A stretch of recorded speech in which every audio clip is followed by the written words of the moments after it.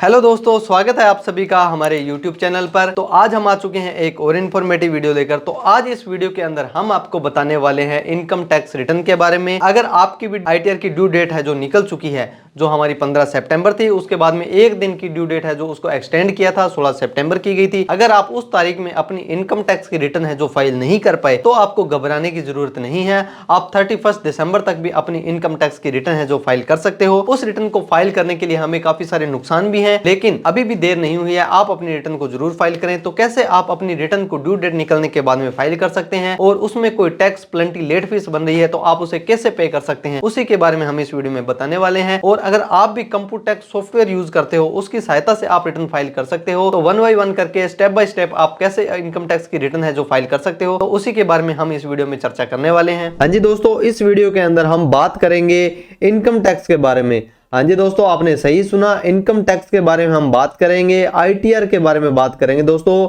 आपको पता होगा ड्यू डेट असेसमेंट ईयर 25-26 की है वो निकल चुकी है। काफी सारे लोगों ने अपनी रिटर्न है जो टाइमली फाइल कर दी थी, काफी सारे लोग नहीं भर पाए।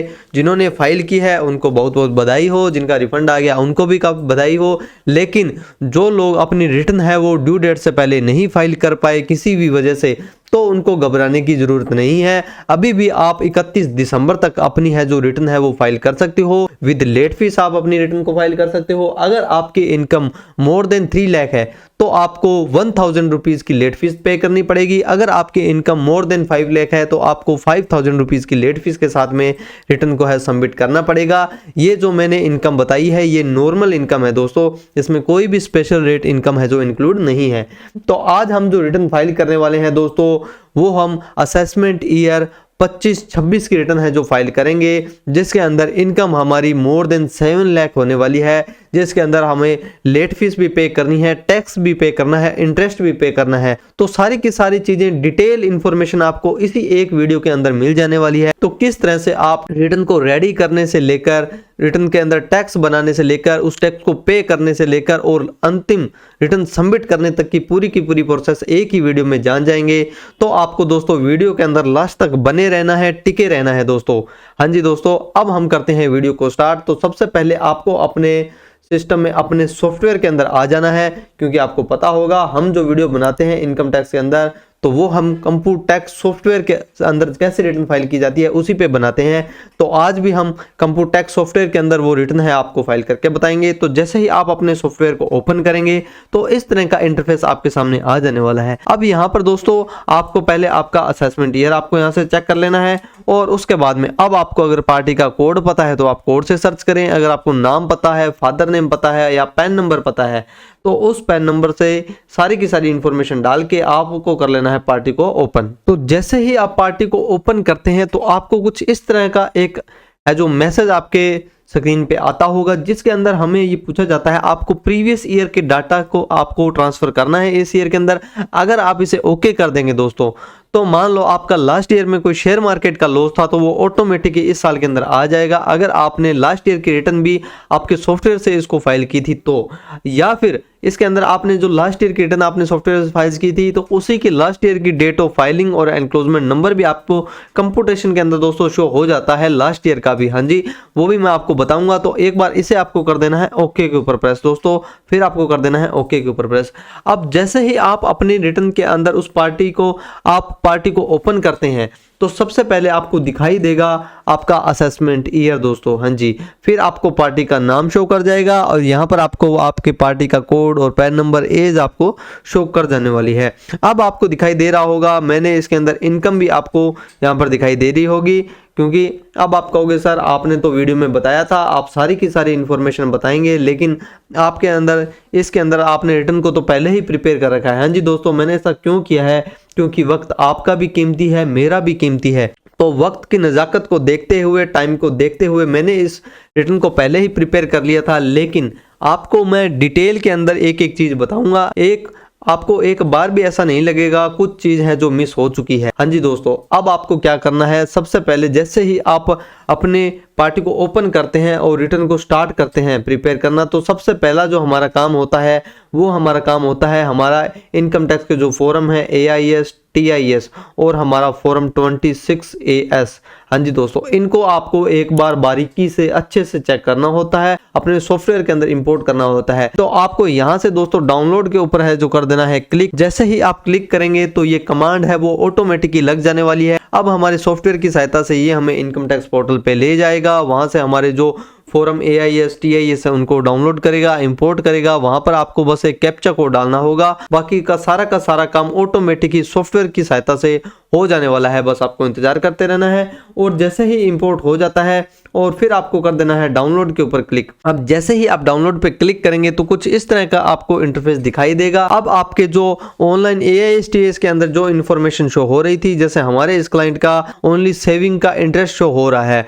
अगर आपके केस में आपके क्लाइंट के काफ़ी सारी इनकम शो कर रही है, मान लो FD का इंटरेस्ट है, सेविंग का इंटरेस्ट है, या कोई आपकी और इनकम है, सैलरी की है, या कोई बिजनेस शिफ्ट आ रही है, XYZ गेमिंग इनकम कुछ भी है, तो वो सारी की सारी आपको यहाँ पर शो हो जाएगी। और आपको यहाँ से दोस्तों इस चेकबॉक्स को टिक करके इंपोर्ट इन सॉफ्टवेयर कर देना है और वो सारी की सारी इन्फॉर्मेशन ऑटोमेटिक ही सारी की सारी इनकम आपके सॉफ्टवेयर के अंदर आ जाने वाली है। तो ये तो बात होगी दोस्तों हमारी AIS और TIS की। अब हमारा जो नेक्स्ट काम होता है वो होता है हमारा फॉर्म 26AS। हाँ जी, उसको आपको करना होता है इंपोर्ट। और 26AS के अंदर दोस्तों क्या होता है, उसके अंदर आपका कोई भी TDS TCS डिडक्ट हुआ है तो वो आपको शो कर जाता है, या आपकी ऑन रिकॉर्ड कोई भी इनकम आ रही है तो वो शो कर जाती है। तो आपको 26AS को भी जरूर इंपोर्ट करना होता है।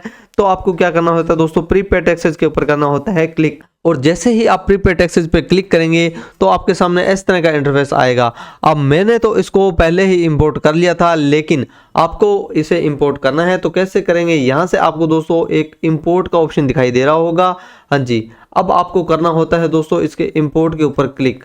अब जैसे ही आप इंपोर्ट पे क्लिक करेंगे तो ये थोड़ी सी प्रोसेस होगा, login to income tax portal होगा और वहां से इनकम टैक्स पोर्टल से ही ये इंपोर्ट करके 26AS का फॉर्म अब आप देख सकते हो आ जाने वाला है। इंपोर्टिंग 26AS आ रहा होगा और इस तरह का इंटरफेस आपको दिखाई देगा। आपका जो 26AS का फॉर्म है वो भी यहाँ पर डाउनलोड हो जाने वाला है। आपको आपके 26AS को भी अच्छे से चेक करना है। अगर कोई इसके अंदर इंफॉर्मेशन कोई भी आ रही है तो उसको चेक करें और अपने रिटर्न में जरूर दिखाएं। अगर नहीं आ रही तो भी बहुत बढ़िया बात है। अब आपको दोस्तों इसे कर देना है यहाँ से कट। अगर आपकी 26AS के अंदर कोई TCS है तो वो आपको दोस्तों यहाँ पर शो कर जाने वाला है। अगर आपका सैलरी के ऊपर TDS डिडक्ट है तो वो आपको यहाँ शो करेगा। अगर आपका नॉन सैलरी है, सैलरी को छोड़ के बाकी किसी भी इनकम पे आपका TDS डिडक्ट हुआ है तो वो आपको इस कॉलम के अंदर शो कर जाने वाला है। तो ये बात होगी दोस्तों हमारी 26AS की। अब हमारा नेक्स्ट स्टेप होने वाला है वो होने वाला है रिटर्न को प्रिपेयर करना। हाँ जी दोस्तों, अब आपको पता होगा इनकम टैक्स के अलग अलग फॉर्म होते हैं, ITR 1 2 3 4 5 6, लेकिन आपको कौन सा फॉर्म प्रिपेयर करना है तो उस फॉर्म को पहले सेलेक्ट करने की ज़रूरत नहीं होती। जैसे आपको पता होगा जब हम इनकम टैक्स के पोर्टल पे जाके मैनुअली रिटर्न को हम उसमें यूटिलिटी को फाइल करते हैं तो आपको पहले ही उस फॉर्म को सिलेक्ट करना होता है। आपका फॉर्म 3 है या 4 है, फिर आपको उसके अंदर एंट्री करनी होती है। लेकिन कंप्यूटर टैक्स सॉफ्टवेयर के अंदर ऐसा कुछ नहीं होता। इसमें सिर्फ आपको आपकी इनकम डालनी है, जो भी आपकी इनकम है, लाइक आपकी सैलरी है, बिजनेस है, शेयर मार्केट है, कोई आपका F&O है या आपकी गेमिंग की है, सिर्फ आपको इनकम डालनी है और आपका ITR का जो फॉर्म है वो ऑटोमेटिक ही वहाँ पर सेलेक्ट हो जाने वाला है। लेकिन हमारे इस केस के अंदर हम ITR का जो फॉर्म है वो फॉर्म ITR आपको 4 भर के बताने वाले हैं। हाँ जी दोस्तों, ITR 4 का फॉर्म हम भर के बताएंगे। तो इसके अंदर दोस्तों अब आपको क्या करना है, तो सबसे पहले आपको आ जाना है ITR 4 के अंदर। जब हम बात करते हैं तो आपको under section 44 AD AE ADA या LIC एजेंट, हाँ जी दोस्तों, इसके अंदर जब आप जाते हो तो आपका ITR का 4 का फॉर्म बनता है। तो इस पे आपको कर देना है क्लिक दोस्तों। जैसे ही आप इस पे क्लिक करेंगे तो अब आपके सामने इतने सारे ऑप्शन हैं। आपको 44 AE में रिटर्न को प्रिपेयर करना है, या AD में करना है, या ADA में करना है, या आप LIC एजेंट हैं, जो भी है इनकम ऑफ एजेंट, कुछ भी तरीके के एजेंट हैं तो वो आपको शो करना, आपको यहाँ से सिलेक्ट करना है। लेकिन हमारे इस केस के अंदर हम इनकम फ्रॉम 44 AD में डालने वाले हैं क्योंकि हमारा ट्रेडिंग का काम है। हाँ जी दोस्तों, माल को खरीदना है, बेचना है, वो काम है। तो उसके लिए आपको 44 AD के अंदर जाना होगा, जिसके अंदर सबसे पहले आपको यहाँ से दोस्तों सेलेक्ट करना है आपका पर्टिकुलर के अंदर आप टर्नओवर लिख सकते हो, सेल्स लिख सकते हो, या आपकी फर्म का कोई भी नाम है, Ram and Shyam, Ram and Rahim company जो भी है आपको यहाँ पर लिख देना है। फिर आपकी जो सेल है दोस्तों वो सेल आपकी ECS चेक DD से है, या आपकी सारी की सारी सेल टर्नओवर है वो कैश के अंदर है, या इन दोनों को छोड़ के अदर देन है तो वो आपको सेलेक्ट करना है दोस्तों। अगर आपकी टोटल सेल आपकी ऑनलाइन ही है तो जितनी आप सेल दिखाएंगे, गवर्नमेंट कहती है आपको मिनिमम 6% आपको प्रॉफिट है जो सेल का दिखाना होगा। तो देख सकते हो जितनी आपने सेल डाली है उसका 6% प्रॉफिट आपको यहाँ पर शो कर जाने वाला है। ये तो गवर्नमेंट ने बताया है भी, आप इससे कम नहीं रख सकते, लेकिन आप अपना प्रॉफिट डिक्लेयर कितना भी कर सकते हो, 6% से ज़्यादा कम नहीं कर सकते। हमारे इस केस के अंदर हमने जो प्रॉफिट रखा है वो इतना रखा है जो इतना होने वाला है। और अगर आपकी केस के अंदर सेल है तो आपको 8% प्रॉफिट दोस्तों मिनिमम दिखाना पड़ेगा। मिनिमम इतना है, मैक्सिमम आपको जितना मन करे उतना आप दिखा सकते हो दोस्तों। और उसके बाद में अब आपको यहाँ पर शो कर रहा होगा financial particular of the business नीचे। इसके अंदर दोस्तों हमारी बनती है बैलेंस शीट। हाँ जी, एक छोटी सी बैलेंस शीट बनेगी जिसके अंदर आपकी जो कैपिटल साइड है वहाँ पर आपकी कैपिटल आ जाने वाली है, आपका कोई सिक्योर्ड लोन है, अनसिक्योर्ड लोन है, कोई एडवांसेज है या कोई आपकी क्रेडिटर्स हैं या आपकी अदर लाइबिलिटी है, तो वो सारी की सारी इंफॉर्मेशन आपको यहाँ डालनी है। और जब हम बात करते हैं आपकी असेट साइड के बारे में, तो आपका फिक्स असेट आपका बिजनेस में कितना है, आपके पास स्टॉक कितना है, आपके डेटर्स कितने हैं, आपका बैंक का बैलेंस कितना है, आपके पास कैश इन हैंड कितना है, ये सारी की सारी इंफॉर्मेशन आपको डालनी होती है। और ये सारी की सारी इंफॉर्मेशन डालने के बाद में लाइबिलिटी साइड और असेट साइड मैच हो जाती है और बैलेंस शीट का डिफरेंस है जो 0 हो जाने वाला है और आपकी बैलेंस शीट मैच हो जाने वाली है। बैलेंस शीट मैच होने के बाद में अब आपको कर देना है एग्जिट बटन पर प्रेस और उसके बाद में आपको कर देना है फिर से एग्जिट बटन के ऊपर प्रेस। और अब आपको दोस्तों क्या करना है, अब आपने जो अपनी बिजनेस के इनकम तो दिखा दी, अगर आपके केस में बिजनेस के इनकम के अलावा और कोई भी किसी भी तरीके की इनकम है, चाहे वो आपकी सैलरी की है, चाहे आपका कोई शेयर मार्केट का है, चाहे आपकी कोई गेमिंग की है, तो वो सारी की सारी इन्फॉर्मेशन आपको इसके अंदर डाल देनी है। वो कैसे डाली जाती, काफ़ी सारी मेरी वीडियोस बनी भी हुई हैं। अगर आपको नहीं समझ आता तो आप कमेंट कर सकते हैं या आप हमारी प्रोफेशनल हेल्प ले सकते हैं। और अब हम बढ़ते हैं दोस्तों आगे की तरफ।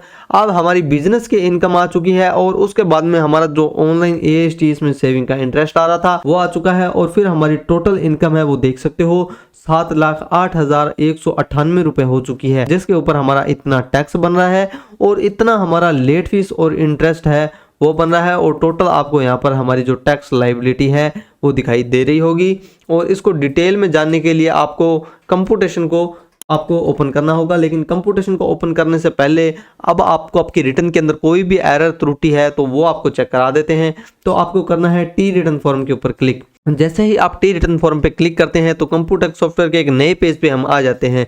यहाँ आने के बाद में दोस्तों अब आप देख सकते हो हमारा जो ITR का फॉर्म है वो फॉर्म सुगम फॉर्म बन रहा है। तो जैसे ही आप यहाँ पर आते हैं तो अब आपको ITR का जो फॉर्म है वो सुगम ITR का 4 की जो फॉर्म को सुगम फॉर्म भी बोलते हैं वो आपको यहाँ पर दिखाई दे रहा होगा।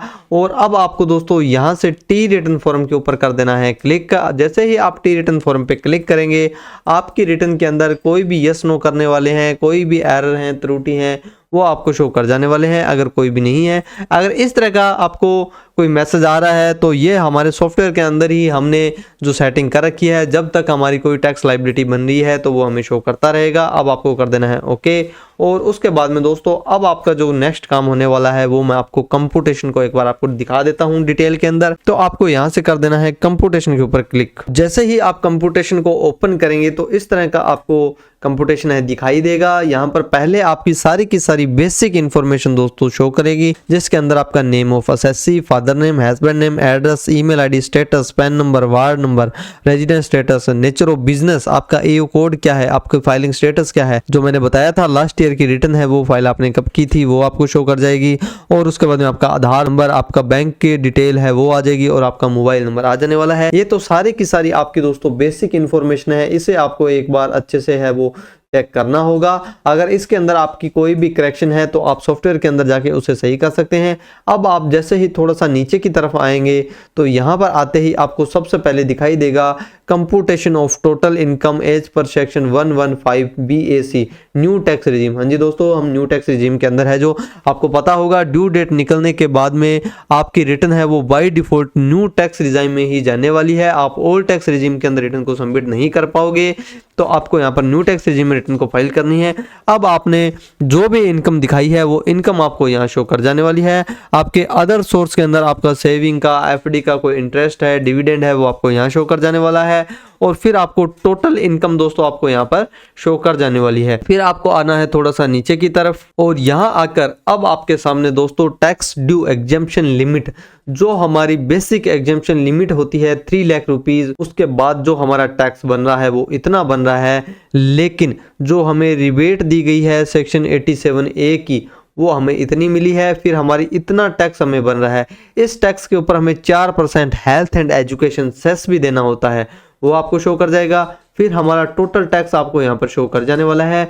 फिर जो हमारा इंटरेस्ट लगा है वो अंडर सेक्शन 234 जो है उसके अकॉर्डिंग हमारा इतना हमें इंटरेस्ट लगा है। फिर हमारी जो ड्यू डेट निकलने के बाद हम रिटर्न फाइल कर रहे हैं उसके ऊपर जो हमारी लेट फीस है वो यहाँ पर आपको शो कर जाएगी। तो सारा का सारा टोटल मिलाकर दोस्तों इतना हो जाने वाला है। अब आपको दोस्तों नीचे आना है। यहाँ आने के बाद में अब आपकी जो टैक्स कैलकुलेशन हुई है वो सारी की सारी आपको यहाँ पर दिखाई देगी, जो आपको एक बार समझ लेना है। अगर आपको कुछ भी नहीं समझ आता तो आप हमें कमेंट कर सकते हैं। और फिर आपको आना है नीचे की तरफ। यहाँ आने के बाद में अब जो आपने टर्नओवर दिखाई है वो शो करेगी। फिर आपका जो प्रॉफिट आपने डिक्लेयर किया है वो प्रॉफिट आपको शो कर जाएगा।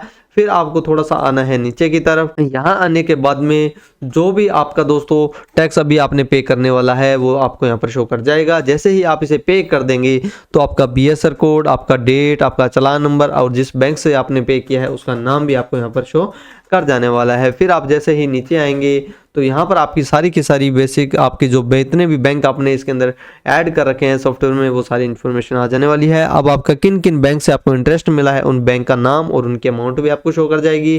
फिर आपको आना है नीचे की तरफ। यहाँ आकर आपके जो ऑनलाइन AISTS में जो डाटा आ रहा था उसकी डिटेल आ जाने वाली है। फिर आपने जो बैलेंस शीट को बनाया था वो बैलेंस शीट भी आपको शो कर जाने वाली है। तो इस तरह से दोस्तों आप भी अपने कंप्यूटेशन को अच्छे से चेक कर सकते हैं। जो भी आपको कोई भी कमी, आपको डाउट लगता है, करेक्शन लगता है तो आपको आपके सॉफ्टवेयर में आकर उसे चेंज कर लेना है। अगर कोई भी करेक्शन नहीं है और आपकी रिटर्न आपने बिल्कुल सही प्रिपेयर की है, आप अपने सीनियर से चेक करवाएं, अपने क्लाइंट से चेक करवाएं। और जब अब आपका लास्ट स्टेप बनता है वो है रिटर्न सबमिट का। लेकिन रिटर्न सबमिट से पहले जो हमारी टैक्स लायबिलिटी है उसको हमें पे करना है। हाँ जी दोस्तों, अब वो कैसे पे करते हैं तो उसके बारे में हम बात करने वाले हैं। तो जैसे अब आप इसे इनकम टैक्स पोर्टल पे लॉगिन करके कर सकते हैं। अगर आप अपने सॉफ्टवेयर से कमांड लगाकर आपको पे करना है तो आप उससे भी इसे पे कर सकते हैं। तो वो आपको कैसे पे करना है दोस्तों, तो यहाँ आकर अब आपको दिखाई दे रहा होगा चालान का ऑप्शन। जैसे ही आप चालान के ऑप्शन पे क्लिक करेंगे तो आपको दोस्तों यहाँ पर इस तरह का इंटरफेस है जो दिखाई देगा। अब आप यहाँ से भी दोस्तों कमांड लगा सकते हैं, लेकिन यहाँ से जब आप कमांड लगाएंगे तो ये थोड़ा सा स्लो चलेगा क्योंकि सॉफ्टवेयर से करते हैं। तो आप करना चाहें तो यहाँ से भी कर सकते हैं दोस्तों, ये भी एक बढ़िया ऑप्शन है, कोई दिक्कत वाली बात नहीं है। लेकिन अगर आप इनकम टैक्स पोर्टल पे मैन्युअली लॉगिन करके करना चाहें तो भी आप कर सकते हैं। तो आप दोनों ही ऑप्शन है, लेकिन हम इस वीडियो के अंदर सॉफ्टवेयर से ही आपको करके बताएंगे। तो आपको क्या करना है दोस्तों, आपको सेल्फ असेसमेंट टैक्स को सिलेक्ट करना है।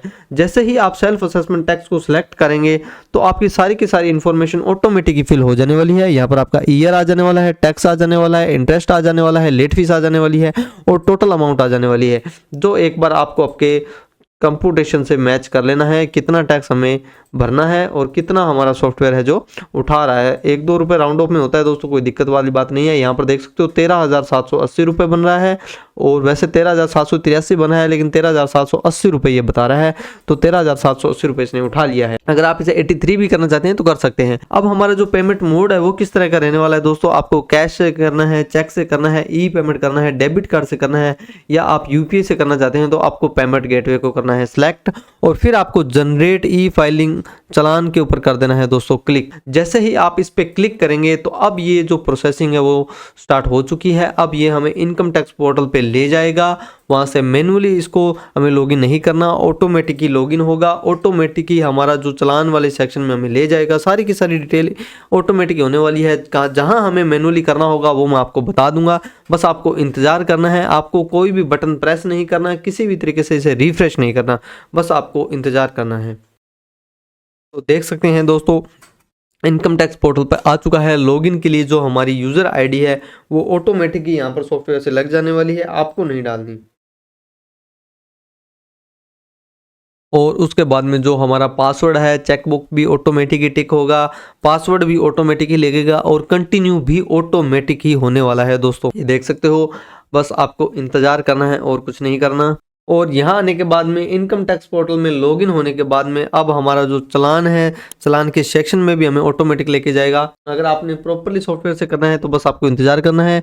अगर आप जल्दी करना चाहते हैं तो आप मैनुअली भी कर सकते हैं। मैनुअली कैसे कर सकते हैं, आपको आना है ई फाइल के ऊपर, यहाँ आकर ई पे टैक्स पे कर देना है क्लिक, और ई पे टैक्स पे क्लिक करने के बाद में यहाँ से आपको दोस्तों इस तरह के ऑप्शन दिखाई देंगे, सेव्ड चालान, जनरेट चालान, पेमेंट हिस्ट्री। लेकिन आपको करना है न्यू पेमेंट के ऊपर क्लिक, और फिर आपको पहले ही ऑप्शन इनकम टैक्स के अंदर आ जाना है और यहाँ आकर इसे आपको कर देना है प्रोसीड के ऊपर क्लिक। और उसके बाद में यहाँ से आपको करना है दोस्तों आपका असेसमेंट ईयर सिलेक्ट, और मेजर हेड आपको पता है जो हमारा सेल्फ असेसमेंट टैक्स 300 होने वाला है। फिर आपको करना है कंटिन्यू बटन पर प्रेस।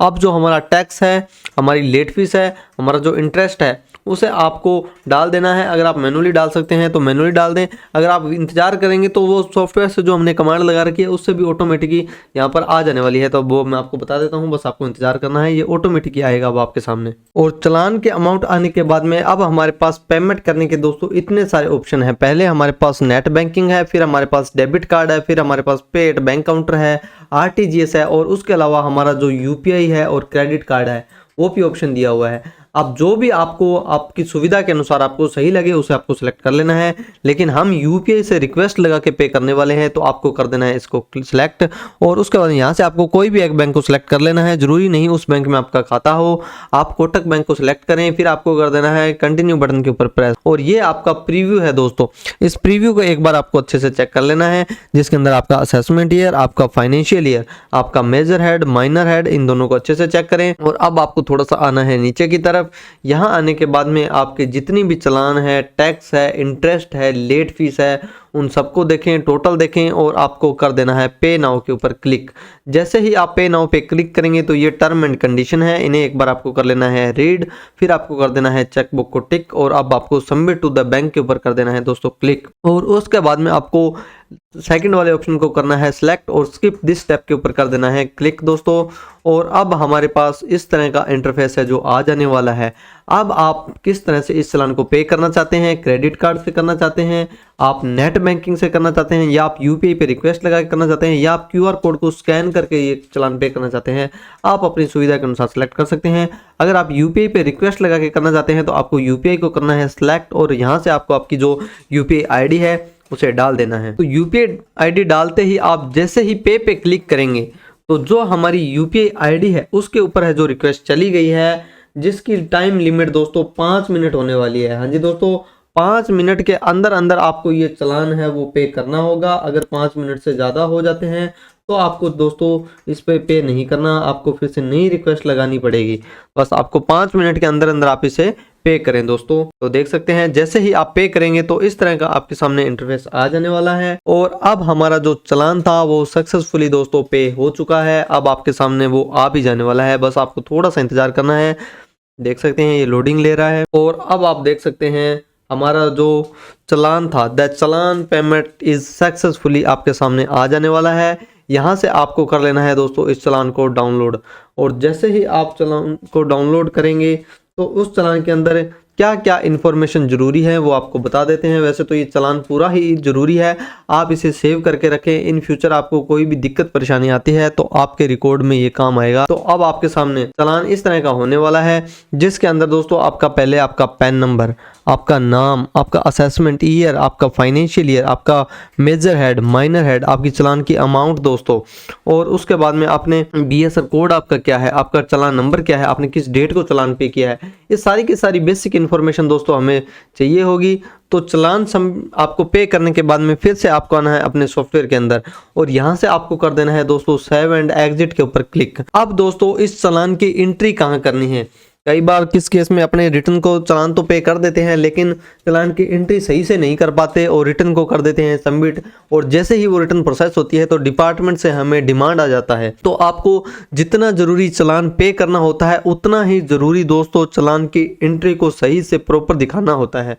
तो कैसे दिखाया जाता है, तो उसके लिए आपको करना है प्रीपेड टैक्सेस के ऊपर क्लिक, और जैसे ही आप प्रीपेड टैक्सेस पे क्लिक करेंगे तो दोस्तों आपको अपनी चालान की एंट्री है वो यहाँ पर करनी होगी दोस्तों। इसके अंदर अब आपके पास दो ऑप्शन है दोस्तों, चाहे तो आप उस चालान की मैनुअली एंट्री कर दें। मैनुअली कैसे, आप यहाँ पर BSR कोड डाल दें, बैंक का नेम ऑटोमेटिक आ जाएगा, आप चालान की डेट डाल दें, चालान नंबर डाल दें, टैक्स डाल दें, सरचार्ज है तो वो डाल दें, एजुकेशन है तो वो डाल दें, कोई सेस लगा है या आपका इंटरेस्ट लगा है तो उसकी एंट्री आप मैनुअली जो कर सकते हो। अगर आप मैनुअली नहीं करना चाहते तो आपको क्या करना होगा, आपको करना होगा एक बार फिर से 26A को इंपोर्ट। जैसे ही आप इस पे क्लिक करेंगे तो ये हमारा 26A को इंपोर्ट करेगा और उसकी एंट्री जो चालान की हमारी एंट्री है वो आपके सामने यहाँ पर आ जाने वाली है। बस आपको थोड़ा सा इंतजार करना है। तो जो हमारा 26A था वो देख सकते हो डाउनलोड हो चुका है। अब आपको आना है अपने सॉफ्टवेयर के अंदर और अब आपके सामने थोड़ा सा ये दोस्तों लोड और लेगा और प्रोसेस कंप्लीट होने के बाद में आपको कर देना है कट बटन के ऊपर क्लिक। जैसे ही आप इसे कट करते हैं तो देख सकते हो हमारी जो चालान की एंट्री थी वो ऑटोमेटिक ही हमारे सॉफ्टवेयर के अंदर फीड हो चुकी है। अब आपको दोस्तों क्या करना है, अब आपको कर देना है एग्जिट बटन के ऊपर प्रेस और उसके बाद में जैसे ही आप सॉफ्टवेयर के मेन पेज पे आते हैं दोस्तों, तो जहां पर पहले आपकी लायबिलिटी आपको दिखाई दे रही थी अब वो लायबिलिटी आपकी है जो शून्य हो चुकी है, 0 हो चुकी है। जी दोस्तों, आपने चालान था वो सक्सेसफुली पे कर दिया है। अब आपको करना है टी रिटर्न के ऊपर क्लिक और जैसे ही आप टी रिटर्न फॉर्म पे क्लिक करेंगे तो आपको एक बार ई रिटर्न पे क्लिक करना है। आपको अपने एरर्स है, त्रुटि है, वो एक बार आपको अच्छे से चेक कर लेनी है। तो हमारे इस रिटर्न के अंदर कोई भी एरर नहीं है, लेकिन आपके अगर रिटर्न के अंदर कोई एरर वगैरह आ रहे हैं तो आप उन्हें एक बार उन एरर को जरूर निकाल लें और उसके बाद में आपको फाइनली एक बार कंप्यूटेशन को और अच्छे से चेक कर लेना है। और सारी की सारी इन्फॉर्मेशन अच्छे से चेक करने के बाद में आपने खुद ने अच्छे से चेक कर ली, अपने सीनियर से चेक करवाने के बाद में, क्लाइंट से चेक करवाने के बाद में जो हमारा फाइनल काम होने वाला है वो होने वाला है दोस्तों हमारा रिटर्न सबमिट का। तो रिटर्न सबमिट करने के लिए आपको करना होगा दोस्तों रिटर्न सबमिट के ऊपर क्लिक। जैसे ही आप रिटर्न सबमिट के ऊपर दोस्तों क्लिक करते हैं तो आपको ये कुछ कंफर्मेशन मांगेगा, इसे आपको ओके कर देना है। अब कनेक्टिंग टू पोर्टल होगा, अब ये एक दो जगह हमसे यस नो पूछेगा, उन्हें आपको कर देना है और जिस तरह से आपको इस चेकबुक को टिक करना है फिर आपको कंटिन्यू बटन पर प्रेस करना है। और जो हमारा एक आधार OTP जो हमारे आधार नंबर के अंदर मोबाइल नंबर रजिस्टर्ड है उस पे एक 6 डिजिट का OTP है वो चला गया है, वो OTP दोस्तों आपको यहाँ पर डाल देना है। OTP डालने के बाद में आपको करना है वैलिडेट के ऊपर क्लिक और जैसे ही आप वैलिडेट पे क्लिक करेंगे तो आपके सामने return has been filed successfully लिखा हुआ आ जाने वाला है। आपको बहुत बहुत बधाई हो दोस्तों, आपकी जो रिटर्न है वो सबमिट हो चुकी है। आपका एक्नॉलेजमेंट नंबर आपको मिल चुका है, आपका ट्रांजेक्शन नंबर आपको मिल चुका है और यहाँ से आपको आपका ITR का जो मेन पेज होता है वो भी अब थोड़ी सी समय में आपको मिल जाने वाला है, तो वो भी आपको दिखा देते हैं। देख सकते हो दोस्तों जो आपका ITR का मेन पेज था, एक्नॉलेजमेंट था, वो आपके सामने आ चुका है जिसके अंदर पहले हमारा acknowledgement number, date of filing, आपका पैन नंबर, आपका नेम, आपका एड्रेस, आपका जो रिटर्न है वो आपका कौन सा सेक्शन में है, आपका ITR का फॉर्म कौन सा है, आपने कितनी टोटल इनकम दिखाई है, कितना आपने टैक्स पे किया है, कितना आपने इंटरेस्ट दिया है, कितना आपने लेट फीस दिया है, वो सारी की सारी इन्फॉर्मेशन आपको ITR के मेन पेज के अंदर आपको शो हो जाने वाली है। फिर आप जैसे ही नीचे आएंगे तो यहाँ पर आपने किस तारीख को, किस टाइम और किस सेकंड को आपने रिटर्न का जो OTP डाल के सबमिट किया है वो सारी की सारी इन्फॉर्मेशन आपको यहाँ शो कर जाने वाली है। तो इस तरह से दोस्तों आप भी बिल्कुल बेसिक से लेके एडवांस लेवल तक रिटर्न सबमिट करना सीख सकते हैं। और कैसी लगी ये इन्फॉर्मेशन जिसके अंदर हमने आपको रिटर्न को प्रिपेयर करने से लेकर चालान बनाने तक और चालान को पे करने तक और चालान की एंट्री डालकर फाइनल रिटर्न सबमिट करने तक की सारी बेसिक से लेकर एडवांस लेवल तक की इन्फॉर्मेशन एक ही वीडियो के अंदर बताई है। तो दोस्तों हम आपके लिए इतनी मेहनत करते हैं तो आप भी छोटी सी हेल्प हमारी जरूर करें, हमारे चैनल को सब्सक्राइब करें, वीडियो को करें लाइक और एक कमेंट जरूर करें। और कैसी लगी ये इन्फॉर्मेशन आप एक बार जरूर बताएं और ऐसी इन्फॉर्मेशन जानकारी लेने के लिए हमारे चैनल से जुड़े रहें। थैंक यू सो मच दोस्तों, जय हिंद, जय भारत।